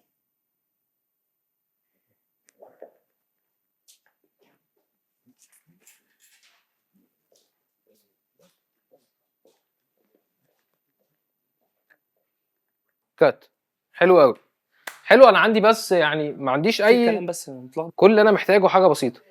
انا حسيتك متمسكه عكس اللي موجود في السكريبت، وخصوصا في جمله لما هتقول له افهم انت مستغبياه مش بتترجيه. يعني ده الغرض من الجمله. ماشي. وكمان مش عايز احس ان انت مستنيه منه ان هو يقول لك طب خلاص مش عارف، لا انت عارفه اصلا هو هيقول ايه. تمام. ده اللي المشهد موضحه، ان انت يأسانه فواخده قرار. يعني انت واخده قرار وباين ان انت مش ترجعي فيه. هي دي تعجب ولا استفهام؟ اللي هي ايه؟ اللي هي تسافري، بس انا مش هسافر ومش هسيب شغلي. تسافري يعني. بص، هو انت الكاركتر في جزء كبير السخريه، سخريه شويه، فاللي هو بالظبط. تسافري بتسخر منها. انت شخص استهزائي كده آه. يعني فاهم. مش منتبه لها دايما. ما انتش مهتم. قشطة. انا بالنسبه للحركه بتاعتك ان انت لفتيها برضو تمام، ان انت خرجتي كده لطيفه وانت برضو نفس النظره. وخلينا نريكاب كده او نعيد بسرعه اللي احنا عملناه. اول حاجه بتعملها ان انت بتدي السكريبت للممثلين وبتطلب منهم انهم يحفظوا اللاينز او الجمل بتاعتهم، ودي اول حاجه لازم يكون حافظ. لان الممثل لو مش حافظ هيدخل في جزئيه ان هو لما يجي يأدي بيركز اكتر على الحفظ اكتر من الاداء. تاني نقطة ان انت بتخلي الممثلين يأدوا اول اداء بارتجال، يعني تشوف ايه اللي ممكن يطلع منهم، لان هم عملوا حاجات لطيفة انا ما قلتش كومنت عليها رغم ان ما كنتش متخيلها. المعاينة أو السكاوتنج لما بتكون وان مان كرو، المعاينة بالنسبة لك بتكون مختلفة شويتين 3-4. تعمل معاينة ازاي أو ايه الحاجة المهمة اللي تركز عليها وانت بتعمل معاينة؟ تعالوا نشوف ده بشكل عملي، يلا بينا.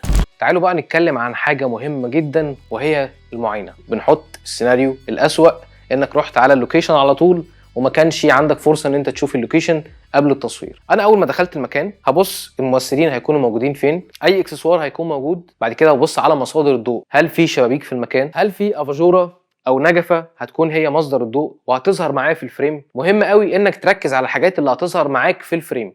اي حاجه بره الفريم كانها مش موجوده. يعني لو نفترض ان في هنا حيطه، الحيطه دي مش هتبان معاك ولا كانها موجوده بالنسبه للمشاهد طالما مش هتظهر في الفريم. انا دايما بيكون معايا حد بيساعدني. محمود هو نقدر نقول وان مان كرو، مهندس صوت، ممكن يكون جافر، ممكن يكون مساعد مخرج. كل اللي احنا هنعمله ان انا هقعد محمود مكان الشخصيه. طيب حسب الديكوباج اللي انا عايزه او اللي انا عامله، احنا كنا قلنا ان انا هبدا بوايد شوت، لقطه واسعه، وبعد كده هاخد ميديوم وميديوم، وبعد كده عندي ميديوم 2 دول لي ان. تعالوا نتخيل الوايد شوت دي هناخدها منين. هل هناخد الوايد شوت دي من هنا بالشكل ده فاخد صوره؟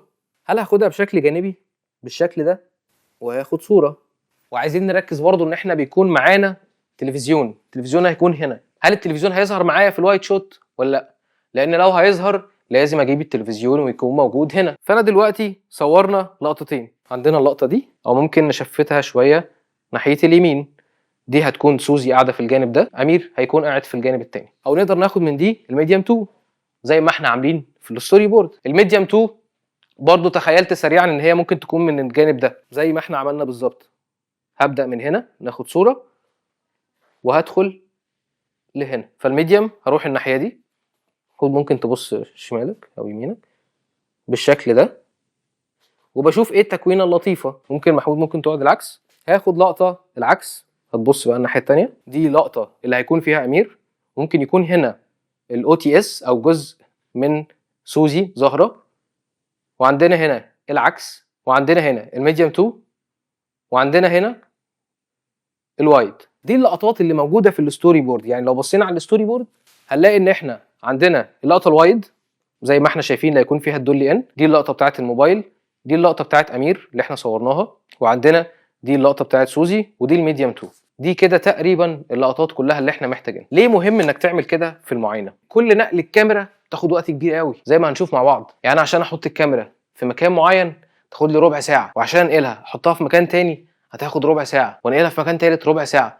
ففي ساعه الا ربع ضاعت وانا بجرب. فانا اقدر ان انا استخدم الموبايل، هستخدم نفس العدسه بنفس حجم السنسور، هيطلع لي نفس الفريم بالظبط، واجرب زي ما عملت بالظبط بالموبايل اعمل بالكاميرا. فتقريبا هيطلع معايا نفس اللقطات. لما بتركز في المكان عموما وتبص على مصادر الاضاءه، ده هيساعدك كتير قوي في تحضير توزيع الاضاءه وكمان تحريك الممثلين. اخر حاجه لازم ان انت تعملها ان انت تصور صوره للمكان كله. اوسع نقطه ممكن اقف فيها ايه واصور المكان كله، عشان لو انا تخيلت وانا في البيت عايز اخلي الكنبه دي بدل ما هي هنا هقلبها الناحيه الثانيه، وانا مش معايا صوره للوكيشن كله، فمش هقدر اتخيل الموضوع كامل. فدي كانت المعاينه واتكلمنا عنها بشكل سريع. احنا كورس وان مان كرو، بس لو معاك مدير تصوير، لو معاك مهندس صوت، لو معاك مدير انتاج هيعرف ايه الحاجات اللي انتوا محتاجينها، لو معاك ارت دايركتور، ولو انت مش هيكون معاك ارت دايركتور مهم ان انت تعمل وظيفته. او لو الكنبه دي شكلها فقير او شكلها ابيض ساده او فيها مشكله،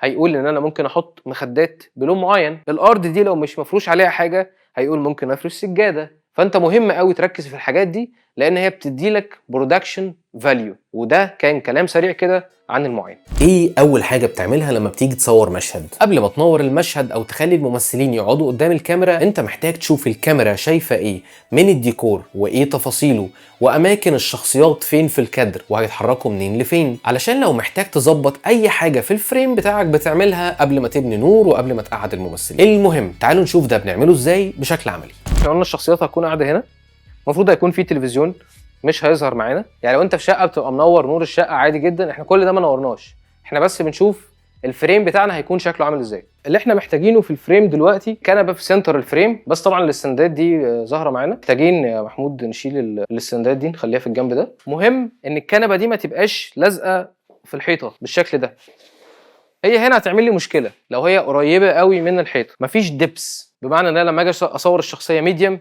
الحيطه لازقه قوي في القريبه للشخصيه، فاولا انا مش ممكن ما اعرفش احط باك لايت. فانا اول حاجه هعملها هاخد خطوتين عن الحيطه، فهنا اديت نفسي مساحه. تاني حاجه لما اجي انور الشخصيه الباك جراوند مش هتبقى منوره مع الشخصيه. الافاجوره اللي احنا قلنا هنستخدمها واحنا بنحضر للمشهد، اعتقد ان احنا محتاجين نبان ونتلت داون. ويعني تخيلتي لو موجود هنا ترابيزه موجود عليها اي حاجه، ممكن نجيب اي اكسسوارات تتحط هنا. طبعا لو انا في مفرش صغير ممكن نستخدمه يتحط هنا. فازه فيها ورد كده بشكل لطيف ممكن نستخدمها بدل دي. طبعا انا المفروض ان انا في بيت، فبحاول ان انا استخدم الاكسسوارات اللي موجوده في الاستوديو عشان يبان ان انا بيت. هنحتاج ان احنا نفرش سجاده هنا، وقلنا ان احنا هيكون في نور من شباك منور من الاتجاه ده، وده هيكون الكي لايت، وهيكون عكس الكاميرا عشان يكون في الدارك سايد. قلنا ان دي تيب مهمه انك دايما تكون في الدارك سايد. اعتقد الدنيا لطيفه، يعني يمكن الافاجوره اللي قطع هنا شكلها مش الطف حاجه، فاحنا لو عندنا افاجوره تانية هنحطها هنا.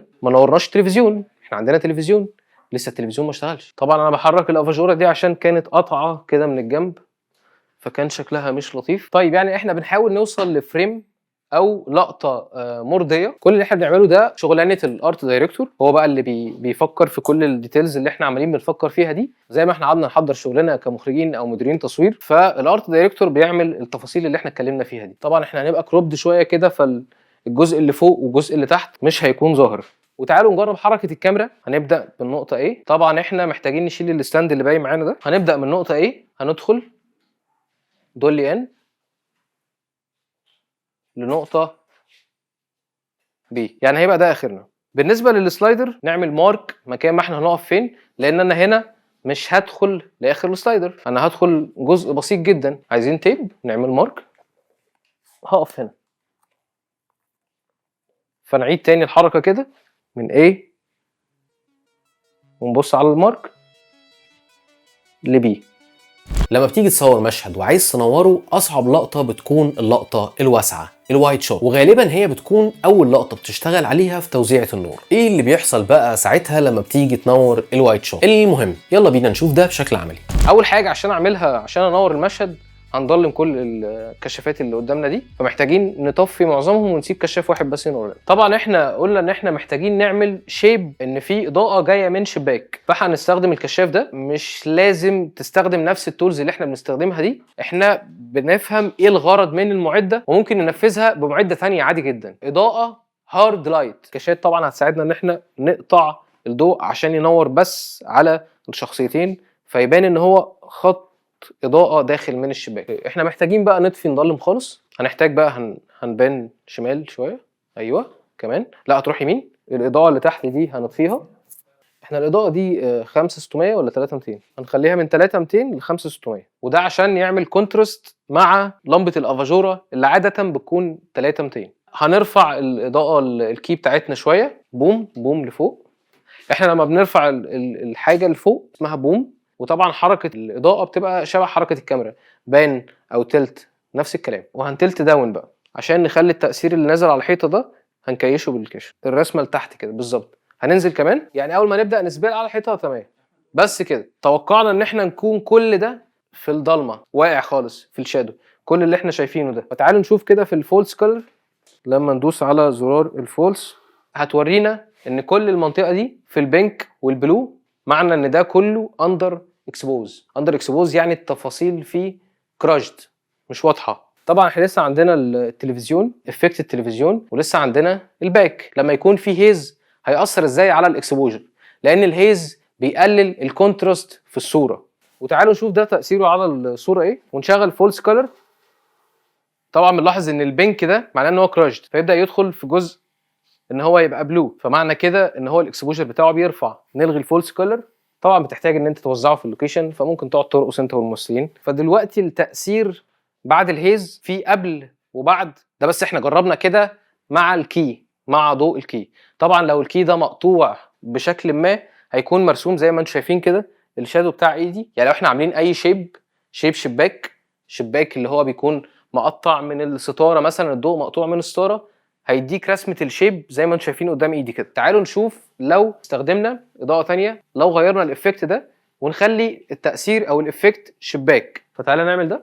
يعني هنا احنا محتاجين نعلى اكسبوجر شويه، يعني لو فتحنا لما بين ال 2 وال 2.8 هيبقى الشيب بالشكل اللي احنا شايفينه قدامنا ده. طبعا هنا محتاج ان انا اخلي شكل الشباك يكون بالشكل الواقعي بتاعه، يعني ما فيش شباك بيبقى من نقطه، فانا محتاج ان ده يبعد بقدر كافي عشان اول ما يظهر معايا في الفريم يبقى ظاهر بالحجم ده او اكبر. فاحنا ممكن نبعد حاجه بسيطه لورا. وطبعا برضو انا عايز اخر الافكت يكون هنا، لو المشهد مش ستايلستيك قوي او انا عايز اعمل حاجه غريبه في المشهد، فبحاول الاضاءه يكون باينه ان هي طبيعيه. افاجورات حاجه من الاثنين، يا تبقى على ديمر يا اما تبقى لا. احنا دلوقتي الافاجورات اللي معانا دي على ديمر، فهنبص عليها في الاكسبوجر في الفولس كولر، هل هي لاسعه ولا لا. لو مثلا افاجورات بالشكل ده فهتلاقي ان الافاجوره هنا لاسعه، مفيش اي ديتيلز في الافاجوره، وده طبعا مش لطيف. طيب لو انا اضاءه الافاجوره عندي عاليه ومش على ديمر في اللوكيشن اللي انا موجود فيه، اقدر ان انا استخدم فلاتر زي ما اتكلمنا عن الفلاتر.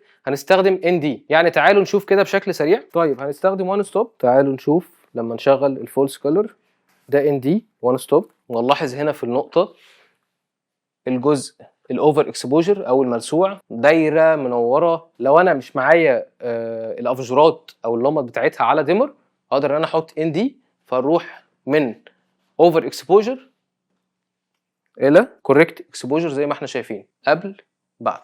او ساعات ما بيكونش افاجوره، ممكن يكون في براكتيكال او حاجه متعلقه في السقف بس اضاءتها عاليه قوي. تعالوا نكمل باقي توزيعه الاضاءه بتاعتنا. حاجتين لسه ما ضفناهمش وهو الباك لايت التي في افكت، ونروح برضو نشوف الاكسبوجر. يعني احنا كان كل الاريا دي عندنا في البنك اريا اللي هي المفروض اندر اكسبوجر، فهنا الى حد ما احنا رايت اكسبوجر. احنا كده ناقصنا حاجه واحده وهي الباك لايت. الباك لايت يكون في الاريا دي، يكون من هنا هيعكس على الاثنين. ده تاثير الباك لايت. ممكن نطفي ونشغل، يعني عايزين نشوف بس تاثيره. هنبص قدامنا يا جماعه للتلفزيون، ايوه هنروح اون واوف. اوكي اوف تاني، اون. طيب هو عالي قوي، هننزل بقى ل 5%، اطلع حاجه بسيطه بس كده. طيب نطفيه، هنشغل بقى الشباك. اوكي نطفي نشغل.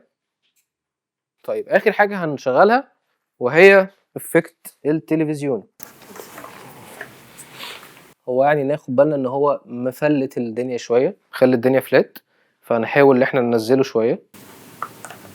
اوكي طبعا اللي احنا عملناه ان احنا بس غيرنا اتجاهه. خلونا ناخد فريم كده، يعني هنا الموضوع حقيقي اكتر كده. اعتقد الدنيا لطيفه ومش عامل فل بشكل كبير عليهم. خلينا ننور الشباك وننور الباك. طيب نعلى حاجه بسيطه، يعني يمكن التأثير ده مش لطيف قوي، لافت نظري اكتر هنا. ممكن نقرب ده شويه، خلونا نشوف كده الفريم شكله لطيف ولا لا. اعتقد كده الطف، وخصوصا ان احنا مبقاش عندنا الجزء اللي لافت نظرنا هنا. الموضوع كده بقى طبيعي اكتر. شكل الفريم ده كمان عامل حاجه لطيفه، ان مخلي الضوء واخد مساحه اكبر او شيب مربع. ده بيدي برضو ان الانعكاس هنا لما يكون مربع فحس اكتر ان هو تلفزيون. طبعا في حاجات اساليب ابسط من كده بكتير لو انت معكش نفس التولز اللي معانا دي. محمود هات الكشاف الصغير اللي معانا ده، نقدر ان احنا نعمله مانيوال بكل سهوله. ممكن قماشه بيضه، اي تي شيرت ابيض حطه على اي حاجه، هتخلي شخص كل اللي هو يعمله ان هو هيقرب ويبعد على الشاشه كده ما بين الافكت بتول اوتوماتيك او بكشاف زي ما احنا شايفين كده. يمكن بس حاجه وحيده اللي مضايقاني وهي الجزء اللي ورا ده ضلمه شويه. ممكن اي كشاف اضاءه بسيط نقدر احنا نعلقه جوه يعمل اي شيب بس للباك جراوند دي. كمان في حاجه مهمه، ان تاثير الهيز اللي احنا كنا عاملينه راح، فمحتاجين ان احنا نشغل الهيز تاني. طبعا احنا شغلنا الهيز عشان يرفع تاني من الاضاءه بتاعتنا، وكمان عشان يدي مود في الصوره. نصايح سريعه ليك كمخرج او انت وان مان كرو بتتعامل مع الممثلين خلال يوم التصوير. يلا بينا نشوف ده بشكل عملي. مهم قوي ان يعني كل حركه الممثل بيعملها بتعبر عن حاجه. من ضمن الحاجات المهمه قوي البربشه كتير. الشخصيه طول ما هي بتبربش حاجه من الاتنين، بيقلب افكار يا اما متوتر جدا فمش عارف يتمالك اعصابه. فانا لو الكاركتر بيبربش كتير، فمعناه ان هو زي ما قلنا متوتر او بيقلب افكار، بيفكر في حاجات كتير جدا.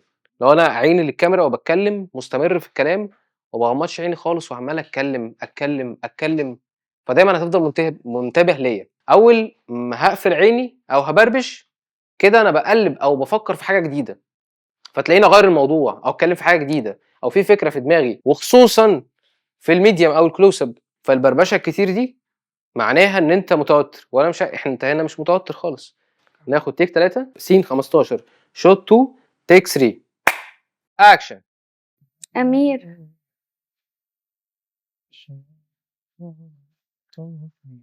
أمير، ما خدتش بالي، كنت بتقولي حاجه؟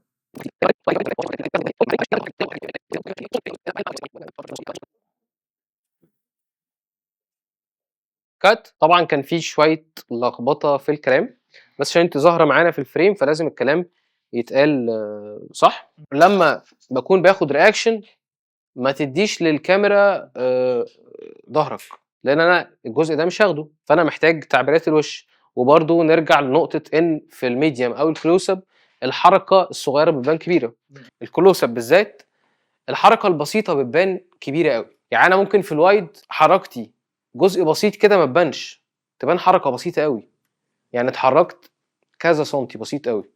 لو انا كلوز اب الحركه دي ممكن تخرجني بره الفريم، فبانت حركه كبيره قوي. فدايما بتقول للممثل ان نفس الحركه اللي انت بتعملها في الوايد لما بتعملها في الكلوز اب بتبقى تاثيرها لازم يكون خفيف جدا. لو انا اتحركت المسافه دي، لا انا في الكلوز اب بتحرك كده بس، فانا باين ان انا اتحركت نفس المسافه بالظبط. فانت مجرد ان انت هتتحرك حركه بسيطه دي، يعني انت تبقى باص هنا، ما هوش كده قصدك؟ لا اه هتبص يمين شويه بس فوق بقى وهي ماشيه، بس كده احنا بقينا بروفيل بقى شكلها لطيف. في بدايه المشهد دايما عرف الممثلين ان لما هتقول اكشن ما يبداش حوار على طول، ياخد من 3 ل5 ثواني. يعني قلت اكشن 1 2 3 4 5 يبدا يمثل، او هو اوريدي بيمثل، بس لو في حوار ما يبداش الحوار على طول. يعني مش اكشن انت سبتيني ليه، لا اكشن عدينا من 3 ل5 ثواني وبعد كده يبدا يقول الحوار. نفس الكلام، انت ما تقولش كات ولا الممثل يبطل تمثيل غير لما يسمع كات، وانت برضو ما تقولش كات غير لما بعد ما المشهد بتاعك خلص 5 ثواني وبعدين تكات. ال5 ثواني اللي في الاول وال5 ثواني اللي في الاخر دول ممكن ينقذوا لك المشهد، خصوصا لو المشهد ده قبله رتم معين وبعده رتم معين.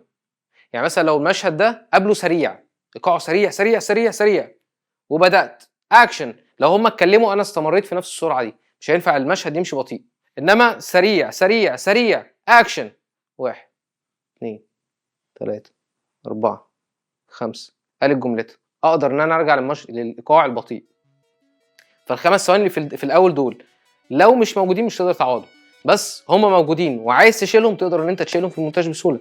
عارفين شكل المايك اللي ساعات بيدخل جوه الفريم كده من مهندس صوت، وبتلاقي المخرج ومدير التصوير بيزعقوا جدا ان المايك دخل في الفريم وبوظ الشوت، او اننا نشوف اصلا ظل للمايك ده باين في الكادر. طيب تعالوا نقول بقى ازاي انت كوان مان كرو تتجنب الاخطاء دي في اول اعمالك. اهلا بيكم، ودلوقتي هنتكلم عن الصوت او شغل مهندس الصوت. نوعين من المايكات، اول حاجه اللاف مايك، تاني حاجه البوم مايك. انا شخصيا بحب يكون البوم هو الاستخدام الرئيسي معايا في المشهد. فانا دلوقتي هناخد الصوت بالبوم وبالنيك مايك. البوم يفضل ان هو يكون في الشادو سايد، يعني مثلا احنا عندنا الكي من الناحيه دي وعندنا اضاءه من الناحيه دي، فمعنى كده ان البوم اوبريتور لو وقف في اي اتجاه من دول هيبقى ليه شادو، لان الشادو هيعكس كده في الزاويه اللي فيها الكاميرا. انما لو وقف في اي زاويه من هنا مفيش ليه اي شادو، لان احنا ما عندناش اي مصدر اضاءه الناحيه دي. البوم اوبريتور لما يجي يقف في الناحيه اللي فيها الكاميرا والناحيه اللي هي عكس الاضاءه. طبعا ممكن لو احنا المشهد ثابت البوم نقدر نثبتها على ستاند وتكون ثابته. لو المشهد قصير مش طويل، مش عدد صفحات كتيره او عدد دقائق كبيره، نقدر ان هو البوم اوبريتور يقف ويمسك البوم من مكانه من هنا. هنتكلم عن تيبس سريعه كده لوضعيه المايك. اول حاجه بتقولها الممثلين لازم يقعد القعده بتاعته عشان تظبط البوم، وخصوصا لو انت هتحط البوم على ستاند. البوم اوبريتور بيكون تواصل مع الكاميرا مان بحيث ان هو بينزل لاقرب نقطه في الفريم. انزل انت معانا ايه الفريم؟ ايوه الكيبل. طبعا احنا عاملين شادو لان احنا معتمدين على النور الرئيسي، احنا مش منورين المشهد بالاضاءه بتاعتنا، احنا ده نور الاستوديو، فعشان كده في شادو، بس مجرد ما ننور بالنور بتاعنا مش هيكون الشادو ده موجود. ده ادي حاجه. ده اوسع حاجه. هندخل بالبوم، انزل انزل لحد ما تدخل في الفريم، انزل انزل، بس انت كده في الفريم، اطلع اطلع، بس انت كده اوت. فهو البوم اوبريتور من وقفته هو كده عارف ان هو اوت، علشان يضمن ان هو في كل تيك هيكون اوت. يعني مش لازم كل ما نيجي ناخد تيك البوم اوبريتور يتواصل مع الكاميرا مان ويسالوا بعض هل البوم نزل ولا لا. كل اللي انا هعمله هبقى واقف هنا وهبص، بقيت عارف ان طرف البوم فين. فانا عارف مثلا ان هو في نص ما بين الخشبتين او فوق الافاجوره بمسافه معينه، ان طرف البوم بقى هنا او ما بين الخشبتين دول. البوم اوبريتور كده بيبقى عارف ان لو المايك نزل شويه عن الخشبتين دول بقى ان فريم، انما لما يطلع على نفس النقطه تاني كده في نفس النقطه صح اوت اوف فريم. فتعالوا يلا بينا ناخد اول تيك في المشهد بتاعنا. هو احنا لما بنيجي نبدا تصوير اللقطه بنقول ايه؟ بنقول مثلا يلا بينا يا جماعه عايزين نصور، بننده مثلا على واحد يلا يا حسام يلا يا ابراهيم عايزين نصور. ايه اللي بيحصل بالظبط علشان كلنا بنبقى عارفين ان الكاميرا بتصور دلوقتي؟ تعالوا نشوف بنقول ايه واحنا بنصور اللقطه بشكل عملي. دلوقتي احنا هنبدا ناخد اول تيك. محتاجين بقى نطفي الاضاءات بتاعه الاستوديو ونبدا ننور الاضاءات بتاعتنا، ومحتاجين برضو الهيز يشتغل. هنستخدم الكلاك مهم قوي ان هو يكون واضح في الكادر. بتبدا الصوت داير، بعد كده الكاميرا لازم يكون قدامها الكلاك قبل ما تدوس رولينج، وبيقول كاميرا از رولينج، وبعد كده الكلاك بيتقال. لو انا في مكان ضلمه يكون معاك كشاف عشان تنور ويبقى الكلاك مالي الفريم، والمايك يكون لاقط صوت كريك. المايك يكون برضو معاه المعلومات دي. مشهد 15 شوت 1 تيك 1 اكشن. أمير،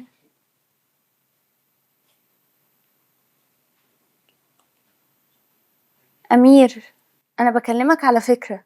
ما خدتش بالي، كنت بتقولي حاجة؟ لا، ما كنتش بقول حاجة. هو أنا عايزة أتكلم معاك في موضوع. أنا بفكر أوافق على موضوع السفر. تسافري؟ بس أنا مش هسافر ومش هسيب شغلي. بس أنا مش عايزاك تسافر. مش مرتاحة، يبقى نتكلم ونحل المشكلة. افهم، مش الشغل هو السبب. أتمنى يعني ننفصل باحترام.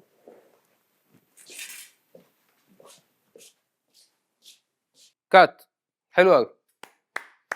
لو خدت اول تيك حلو هيبقى فيه 1 مور فور سيف، لان غالبا ممكن يكون في عيب احنا ما خدناش بالنا منه خالص، سواء في السكريبت، سواء في حركه الكاميرا، سواء ممكن يكون الشادو بتاع البوم ظهر، او في اي سبب.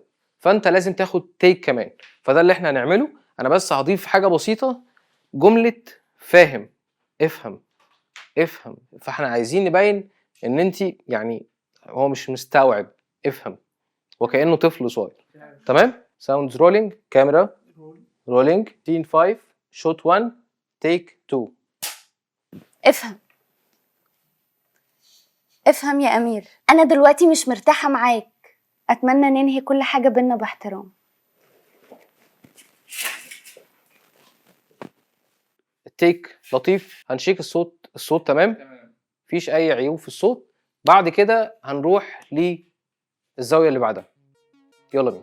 نورنا لقطة واسعة وايد شوت، دلوقتي عايزين ننور لقطة ميديم في نفس المشهد اللي احنا صورنا للقطة الواسعة. ايه بقى اللي بيحصل او بيتغير بالنسبة للنور او الاضاءة من اننا بنصور اللقطة الواسعة وبعديها نصور اللقطة الضيقة؟ يلا بينا نشوف ده بشكل عملي. طبعا احنا السيت اب بياخد وقت كبير قوي. سيت اب كل لقطة بياخد من 45 دقيقة او نص ساعة ل 45 دقيقة الى ساعة في بعض الشوتس. يعني خدنا الوايد، هناخد ميديم لكل شخصيه من الاثنين. فاحنا هننقل من السلايدر هننقل على الترايبود. طبعا انا هغير عدسه واستخدم عدسه 50. هتاخد الاثنين بنفس العدسه. يعني لو احنا هناخد هنا بعدسه 50 الميديم بتاعت امير، لما نروح هناك هناخد برضو الميديم بتاعت سوزي بعدسه 50. تاني حاجه ان احنا يكون نفس ارتفاع الكاميرا هو نفس الارتفاع. لو حطينا الكاميرا على نفس الارتفاع ده هننقل الترايبود زي ما هو وهيكون على نفس الارتفاع. ثالث حاجه وهي بعد المسافه ما بين الكاميرا وما بين الشخصيه تكون برضو نفس البعد. فتعالوا نشوف مع بعض كده الفريم بتاعنا عشان نبدا نعدل الاضاءه عليه. طبعا اول حاجه هنعملها ان احنا هنقرب الباك لايت. محتاجين نطفي بقى الاضاءات الاستوديو. القطعات الموجوده شكلها مش لطيف. طبعا احنا اللقطه بتاعتنا كانت ميديوم، بس احنا كده ميديوم كلوز اب، اضيق من الميديوم. افكت التلفزيون كده احنا يعني ما حركناش اي اضاءه من مكانها. ونشوف الاكسبوجر بتاعنا. اعتقد ان احنا هنحتاج نقرب التلفزيون اكتر. ان احنا قلنا ان احنا ممكن نشفت الاضاءه عشان ما تدينيش الفلاتنس اللي بيطلع، ان مفيش دبس في الصوره. يعني احنا التلفزيون معانا عندنا كان بالشكل الاتجاه ده، احنا ممكن شويه نشفته العكس علشان لما ينور يدي يبقى بقى انا ناحيه الشادو، الكاميرا ناحيه الشادو. هنلفها كده فعلا، امسك دي كده. فانا كده التلفزيون لما بينور بيكون في شادو الناحيه دي. طبعا احنا علينا ده شويه عشان الاكسبوجر بتاعنا. طبعا احنا الاضاءه هنا عاليه جدا، هننزل شويه هندم. بص ناحيه سوزي. سوزي انت معانا في الفريم، فاحنا هنشوف رياكشناتك. احنا كده برغم ان الكاميرا المفروض في السايد بتاع الكي، بس احنا خلينا في دبس في الصوره عن طريق ان احنا شفتنا شويه التلفزيون، افكت التلفزيون. ندخل كلاك. طبعا خطوه مهمه وانت جنب الممثل، لو بتضرب كلاك مش لازم صوت عالي، يكون الصوت اوطى حاجه. مشهد 15 شوت 2 تيك 1 اكشن. امير انا بكلمك على فكره. ما خدتش بالي. كنت بتقولي حاجه؟ لا مش بقول حاجه، انا عايزه اكلمك في موضوع. انا بفكر اوافق على موضوع السفر. ومين قالك ان انا هسيب شغلي واسافر اصلا؟ ومش هتسافري يا اميره، وانا جوزك ولازم تسمعي الكلام. اوكي خلينا نكت. هي اسمها اميره. سوزي دي اول حاجه. تاني حاجه، انت قطعتي على الكاميرا لما بتطلعي قدام الكلوز اب بالذات، الحركه البسيطه بتبان كبيره قوي. فاحنا اللي احنا هنعمله دلوقتي ان احنا هنعيد الاسم. اسمها ايه؟ سوزي. وانت برضو نفس الحركه مش هتقطعي عليه. طبعا احنا المفروض ناخد كلاك في كل تيك، بس اختصارا للوقت مش هناخد كلاك، وهنعمل اسلوب تاني للكلاك وهو السقفه الجميله. ساوند كاميرا از رولينج. مشهد 15 شوت 2 تيك 2 اكشن.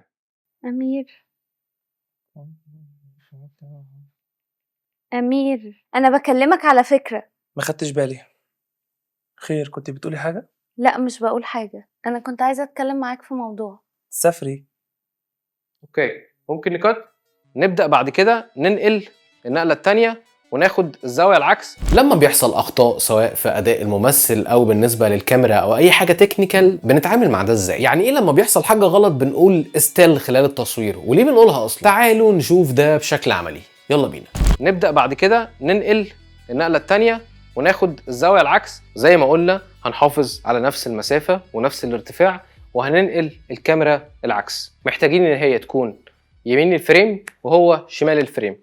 وطبعا هنعكس السيت اب بالكامل. وبرضه زي ما قلنا ان احنا هنفيك اتجاه التلفزيون عشان ندي دبس للصوره. هننور ده يا محمود، الكشاف الصغير اللي ورا، عشان طبعا الجزء ده هيكون باين معانا في الصوره. نبعدها شويه. وزي ما قلنا ان انت من الوايد للميديوم ممكن تحرك الديكور طالما هي في نفس الاتجاه بتاعه. طبعا احنا محتاجين الكاميرا تكون في الشادو سايد. طبعا عشان نشوف تأثير كل اللي احنا عملناه ده محتاجين ان احنا نطفي اضاءة الاستوديو. كده احنا منورين سايد لايت. فاللي انا هحتاجه ان احنا ممكن نشفت دي شوية. نقدر طبعا ان احنا نشيل الترابيزة لان هي مش معانا ان فريم. لا بص الامير.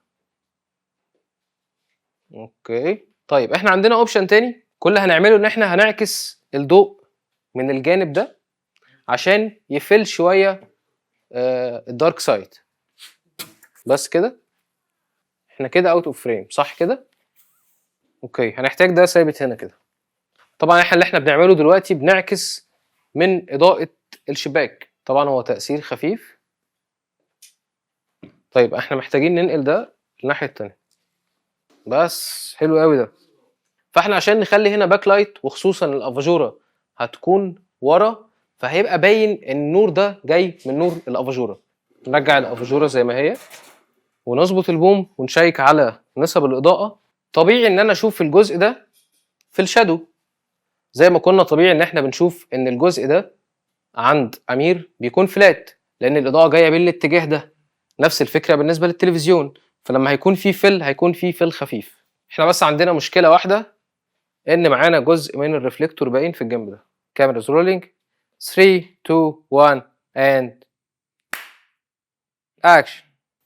امير امير امير انا بكلمك. اوكي، هنكت كات لسبب بسيط.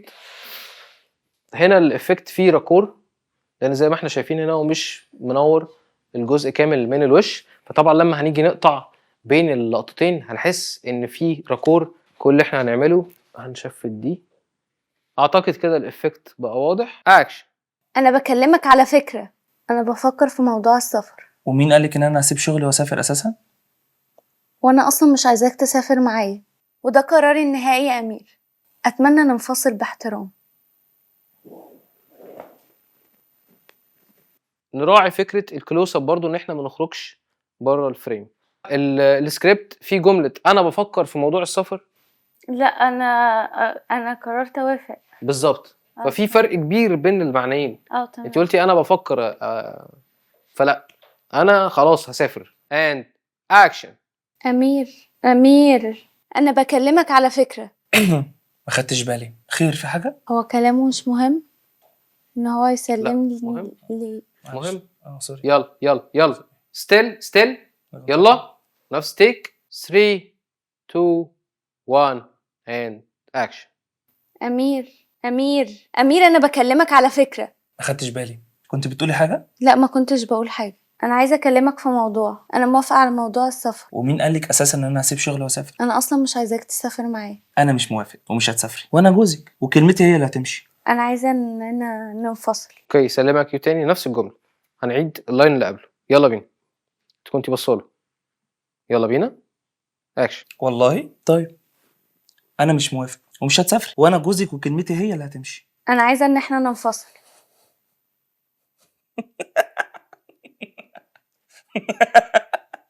انا اول مره اشوف واحده عايزه تتطلق وتسيب جوزها علشان تسافر تشتغل في بلد غريبه. انا ما بقتش مبسوطة يا امير. مش مبسوطه؟ يبقى نقعد ونحل مشكلتنا، مش علشان تنقلي شغلك تطلبي مني الطلاق. افهم الموضوع مش عشان الشغل، كنت زمان ببقى مرتاحة. بص. اوكي، هنعيد اخر لاين تاني، لان لما بنطلع لقدام بنلوس فوكس، وانا ما ركزتش معاكي فوكس. تمام، يلا بينا. اخر لاين تاني. اللي احنا قدناه. يلا بينا. بالظبط. اكشن. مش مرتاحه؟ يبقى نقعد ونحل مشكلتنا، مش علشان هتنقلي شغلك يبقى تطلبي مني الطلاق. افهم الموضوع مش عشان خاطر الشغل. اوكي، تاني يلا. افهم. اكشن. مش مرتاحه؟ يبقى نقعد ونحل مشكلتنا، مش علشان هتنقلي شغلك تطلبي مني الطلاق. افهم الموضوع مش عشان الشغل. انا ما بقتش مرتاحة، كنت زمان ببقى مرتاحة، دلوقتي لا. انا هلم حاجتي واروح عند امي، وده قرار نهائي يا امير. اتمنى ان احنا ننفصل باحترام.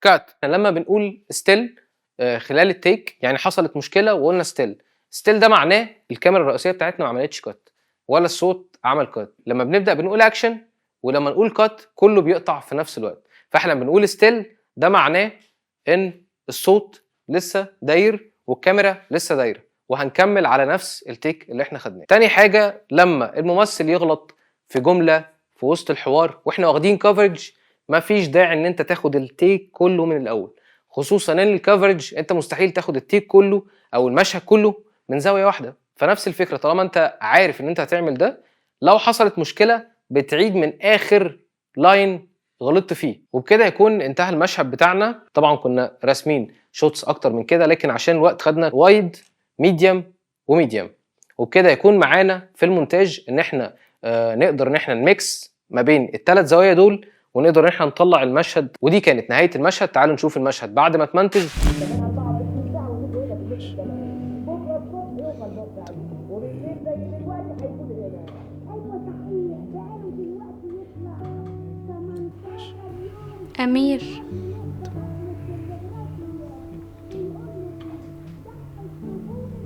امير انا بكلمك على فكرة. خدتش بالي، كنت بتقولي حاجه؟ لا، ما كنتش بقول حاجة. انا عايزة اكلمك في موضوع.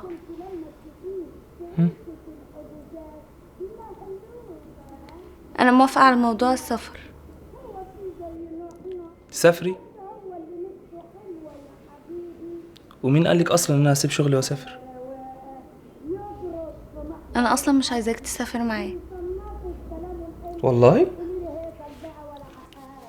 طب انا مش موافق ومش هتسافري، وانا جوزك وكلمتي هي اللي هتمشي. انا عايزة ان احنا ننفصل.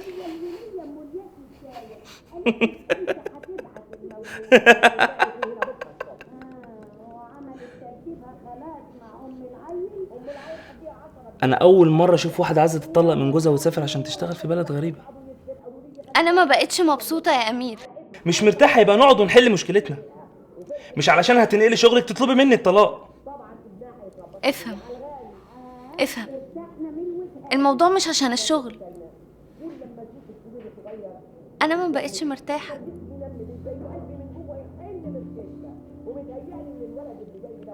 كنت زمان ببقى مرتاحة، دلوقتي لا.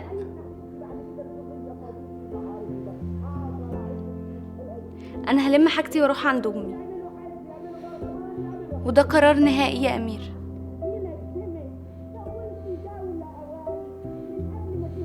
اتمنى ان احنا ننفصل باحترام.